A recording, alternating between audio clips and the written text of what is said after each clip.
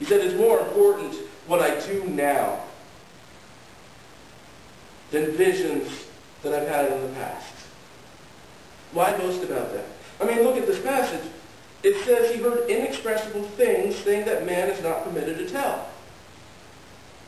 If it's inexpressible and something that you can't pass on, what good is it to pass it on to other people? And if it's inexpressible things and not permitted to tell, who was it for? Was it for the general body? No. It was for the man who had the vision. He needed to be built up. And many commentators say that based on how verses 5 and 6 are written, he's giving a tell that, as a matter of fact, one who had the vision was Paul himself.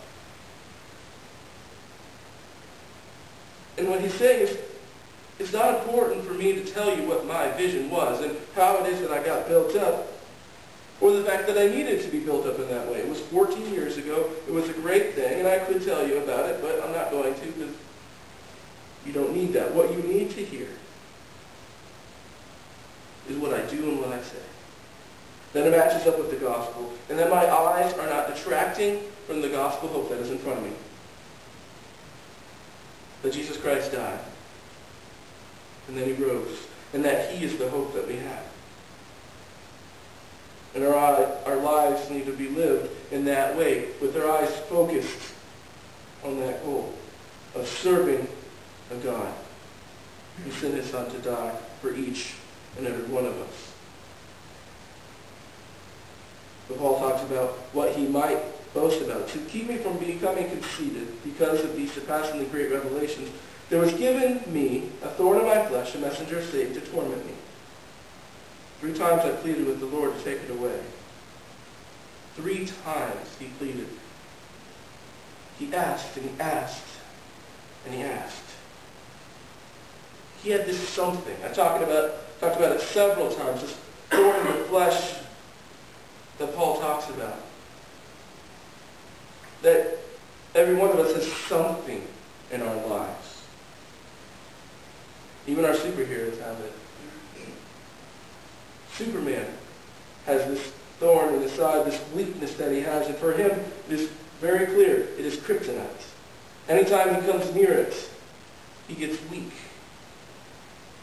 Anytime he comes anywhere close to it, he becomes weak. He has a weakness. Something to keep him from becoming perfect. The thorn in the flesh, that kryptonite of our own that each of us has, is that reminder that we are simply human, that we're not God. Paul doesn't say what his thorn in the flesh is. He doesn't want to dwell on that. He doesn't need to tell everybody what his problem is. That's his to have, not his to dwell on. If he told it, then people might dwell on it. And that's not what he wants either. He doesn't want them to dwell on his visions. He doesn't want them to dwell on his weaknesses. He wants them to stay focused on the gospel and what the hope is. He said to me, my grace is sufficient for you, for my power is made perfect in weakness. Now, I said before, this word perfect in this passage is a Greek word that means complete. That my grace is sufficient for you, for my power is made complete in weakness. And this, as a matter of fact, is a hope for each and every one of us. That God's power is made complete in weakness. God doesn't use the very best simply to build them up. He uses the least of the least, the worst of the worst, the least likely of people to serve him.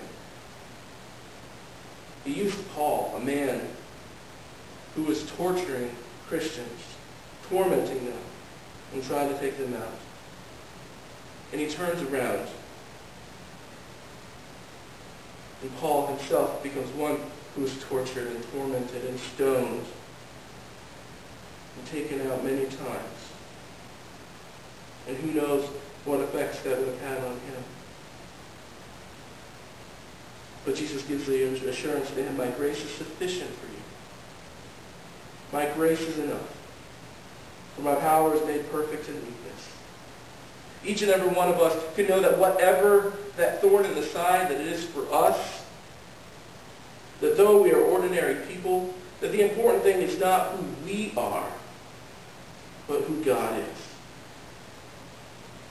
That the superpowers that we have of being able to share our faith, to be able to help others out, to be able to serve God totally and completely every day is not something that is found in our own strength, and we don't have to rely on our own strength. But God's power is made complete in that weakness. That as we go along and as we serve God, that we can know it's not us, but it's Christ living in us. That as we walk along each day, if we have Jesus Christ in us, we will have that ability to continue on, to continue to proclaim the gospel, and to continue to give hope to the world. Our founding fathers, over 200 years ago, had the conviction that with the power of Christ in them, they could change the world. That they could go and they could make a difference. That they didn't have to take it, but that they would fight. Therefore I'll boast all the more gladly about my weaknesses, so that Christ's power may rest on me. That is why, for Christ's sake, I delight in weaknesses, in insults, in hardships, persecutions, and difficulties. For when I am weak, then I am strong. It's a hard thing to want to thank God for weaknesses. It's a hard thing to want to thank God for our troubles. But God's grace is seen through it. God's mercy is seen through it. And God's power is made complete through it. This reminds us that each and every one of us has to depend on God, just like our founding fathers did. That we have to depend on Him, and that we have to ask Him for His strength. Ask Him to help us just to make it through the day. To ask that as we continue to fight for our freedoms, that He may make us strong.